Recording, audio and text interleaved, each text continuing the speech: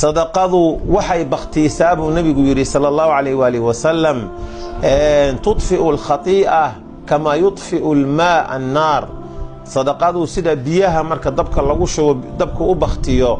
أي قفك دنبيجيس صدقادو أبختيسايو إلهي وترتلا سبحانه وتعالى رسولك صلى الله عليه وسلم مركا لوحو ليه فاتقوا النار ولو بشق تمرة والنار وحسكي حتشيا كولا يكوتا هاي تمير تشيحد ناد بحسينه maalinta qiyaame qofku markuu dhinto ilaahay uu hortago subhanahu wa ta'ala waxa dhacaysa qofku inuu midigtiisa eego wuxuu hormarsaday baa ka muuqda bidixdiisu eegaya wuxuu hormarsaday baa ka muuqda hortiisu eegaya masanaar baa soo ulkamaysa na'uudu billah markaasuu waxa nabigu yiri sallallahu alayhi wasallam warhooy naar wax iska xejiya inta nooshiin oo idinaan dhiman wax ka sadaqaysta wax kale hadaa weydaan xabad timira ninkii haysto oo jeex ka bixibu nabigu alayhi salatu wasalaam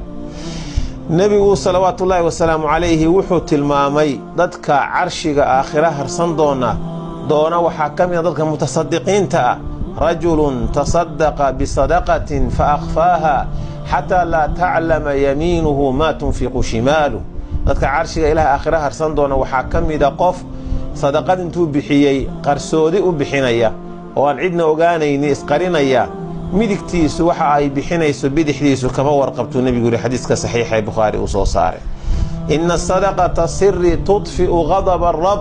sadaqada qarsoodida ahi ilaahay caradiisay baqtiisa oo nabigu leeyahay salawaatullaahi wa salaamu alayhi waxaynu xusuusinaynaa walaalayaal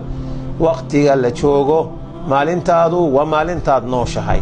maalkaaguna waa maalka maalinta waxaad ka talinayso